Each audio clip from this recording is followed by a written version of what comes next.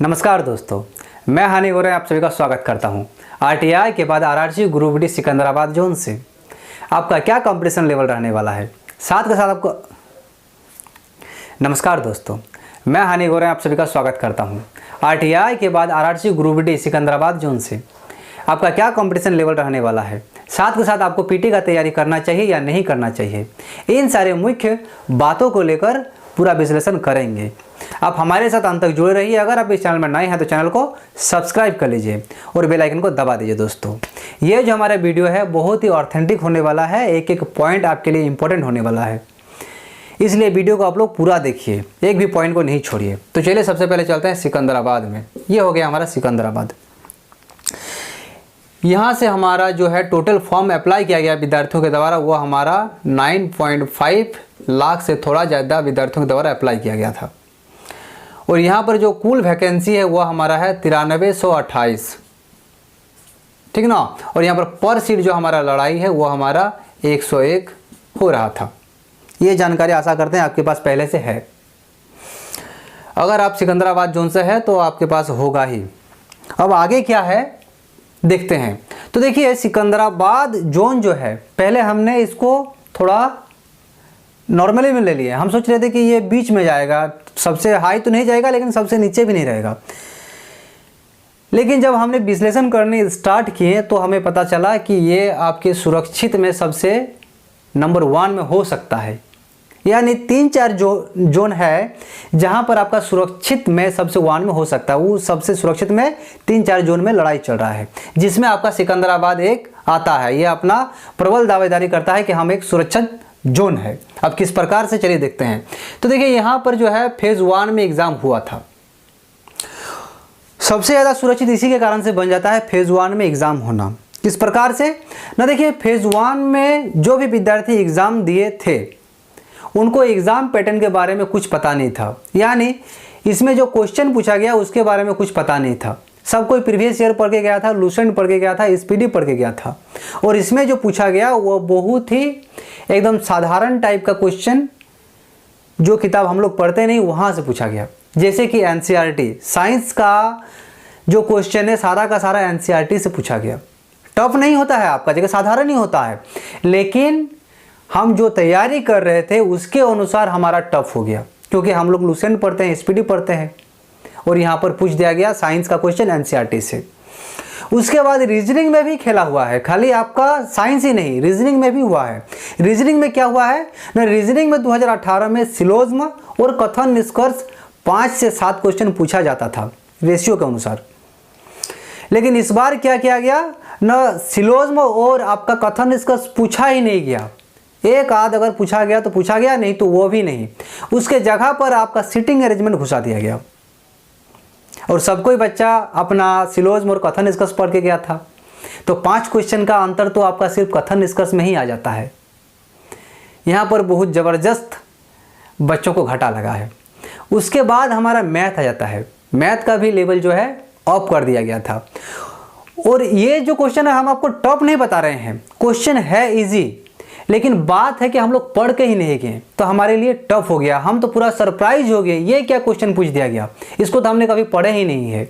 ऐसा हो गया आपका जाके एग्जाम हॉल में, जो फर्स्ट फेज में एग्जाम हॉल में घुसा उसके लिए, समझ रहे हैं ना। तो बस इसीलिए तो आपका जाके जो सिकंदराबाद है इसका 5-7 नंबर घट जाता है कंपटीशन लेवल में। कितना, 5 से 7, इसी के कारण जो है कंपटीशन लेवल घटता है। अब इसके बाद जो है ना, हम इसको फिर भी इतना इंपॉर्टेंस में नहीं लिए कि ये आपका जगह फाइट करेगा सबसे सुरक्षित में। हम जब इसका आरटीआई रिपोर्ट चेक किए, हालांकि हम खुद से आरटीआई नहीं लगाए हैं, आपको जेन्युइन बात बताते हैं। ये आरटीआई का जो जानकारी है हमने यूट्यूब से ही प्राप्त किए हैं। और यूट्यूब के ऐसा कोई मतलब एरू गेरू चैनल नहीं है जिसका मिलियन में सब्सक्राइबर है, हमने वहाँ से प्राप्त किए हैं और जिसके ऊपर मेरा भी पूर्ण विश्वास है। जैसे कि टॉप तक राहुल देसवाल सर से, उसके बाद एवरीडे न्यूज़, उसके बाद एमडी क्लासेस और 2-4 नेताजी गुरुजी क्या है, वह सारे जगह से हमने यह सारा जानकारी प्राप्त किए हैं। और कम से कम हमने 12 से 15 वीडियो देखने के बाद यह विश्लेषण तैयार किए हैं, ठीक ना। अब आरटीआई रिपोर्ट हमारे क्या आया है वो जानने वाला बात बन जाता है, वो बहुत ज़्यादा इंपॉर्टेंट बन जाता है। और इसमें हमको आरटीआई के अनुसार पता चला कि यहाँ पर 30% विद्यार्थी ही अपना एग्ज़ाम दिए हैं। यानी जहाँ पर लड़ाई 101 हो रहा था, इसका अगर 30% निकाल देते हैं तो हमारा 30 विद्यार्थी ही रह जाता है पर सीट। समझ रहे हैं? और ये आपका ओवरऑल फाइनल लड़ाई में हो जाता है। यहाँ पर तो हमें पीटी के लिए निकालना है, और पीटी के लिए जो हमारा हो जाता है वो हो जाता है 10 विद्यार्थी पर सीट। ये चीज़ जब हमने देखें तो मेरा दिमाग घूम गया। तब हमें लगा कि नहीं, ये सिकंदराबाद एकदम सुरक्षित जोन है। यहाँ से आपका जो नंबर है, अगर आप यूआर में है आपका 50 आ रहा है तो आपको पीटी का तैयारी करना चाहिए। देखिए, अब आप बोलिए कि सर आप पीटी का तैयारी करना चाहिए बोल रहे हैं, लेकिन आप ये नहीं बोल रहे कि अब मेरा होगा कि नहीं होगा। इसके पीछे भी आपको एक तर्क दूंगा जो बहुत ज़्यादा इंपॉर्टेंट होगा। ठीक है, वीडियो को आप लोग पूरा देखिए। पहले देख लेते हैं कि पीटी का तैयारी करना चाहिए कि नहीं चाहिए, कितना नंबर है तब आपको पीटी का तैयारी करना चाहिए। ओबीसी में 47 नंबर है तो आपको पीटी का तैयारी करना चाहिए। एससी में 45 है तो आपको पीटी का तैयारी करना चाहिए। एसटी में आप 40 है तो भी आपको पीटी का तैयारी करना चाहिए। थोड़ा सा ऊपर नीचे हो गया ना, ठीक है। और EWS जो है वो 45 है मान लीजिए,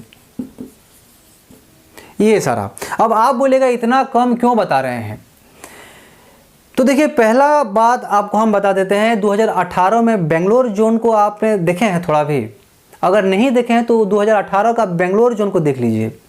वहाँ पर सीट लड़ाई था उस टाइम पे 350 विद्यार्थी एक सीट के लिए लड़ रहा था, जिसमें आपका पता है जनरल का कटअप क्या गया था। जनरल का कटअप हमारा 62 गया हुआ था यूआर में।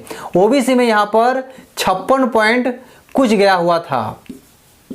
उसके बाद आपका जाके एससी में जो गया हुआ था न, वो हमारा गया हुआ था, उल्टा लिख दिया ना, 49 पॉइंट कुछ गया हुआ था। और एसटी में हमारा 48 पॉइंट कुछ गया हुआ था। अब आप बताइए, एक सीट के लिए 350 विद्यार्थी लड़ रहा था, जहां पर आपका कटअप यूआर में 62, आपका ओबीसी में 56 और आपका एससी में 49 और एसटी में 48 गया हुआ था।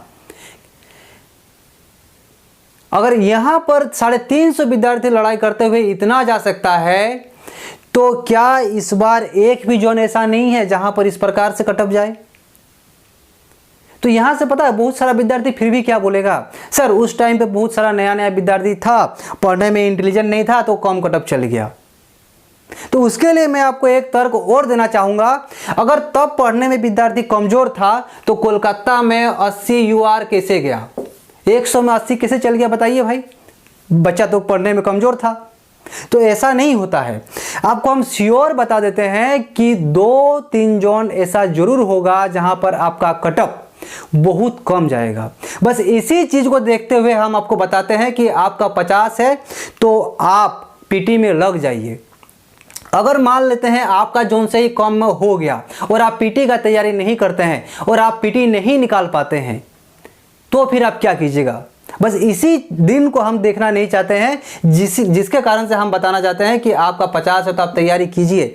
नहीं होगा कोई दिक्कत नहीं है, आप 3 साल 4 साल तैयारी कर सकते हैं, तो क्या आप 1 महीना दौड़ नहीं सकते हैं? बताइए। बस यही सारा चीज़ हम देखते हुए आपको हम 50, 47, 45, 40 वाले को कहते हैं कि आप पीटी का तैयारी कीजिए। और हम आपको श्योर बताते हैं 1 या 2 जोन से श्योर है इतना नंबर में होगा, एकदम कंफर्म में होगा, उसमें कोई दिक्कत वाला बात नहीं है। तो चलिए दोस्तों, आपका अगर इस प्रकार से नंबर है आप पीटी का तैयारी कीजिए। मेरा अगर आप थोड़ा सा भी बात सुनते हैं तो एकदम जरूर कीजिए। तो चलिए दोस्तों, हम लोग इस वीडियो को यहीं पे समाप्त करते हैं। आशा करते हैं आप आगे आने वाले जॉब का भी तैयारी कर रहे हैं और साथ के साथ आप अपना शरीर को स्वस्थ रखते हुए तैयारी कर रहे हैं और उसके अलावा आप अपने आसपास को साफ रखते हुए तैयारी कर रहे हैं। ये सारा चीज़ इंपॉर्टेंट बनता है अगर आप एक स्टूडेंट हैं तो चलिए दोस्तों, हम आपसे बहुत ज़्यादा आशा रखते हैं और आप भी बहुत बढ़िया ही हैं, इसीलिए तो आप यहाँ पर आए हुए हैं ना। तो चलिए दोस्तों, अभी तक के लिए रखते हैं। तो चलिए अभी रखते हैं।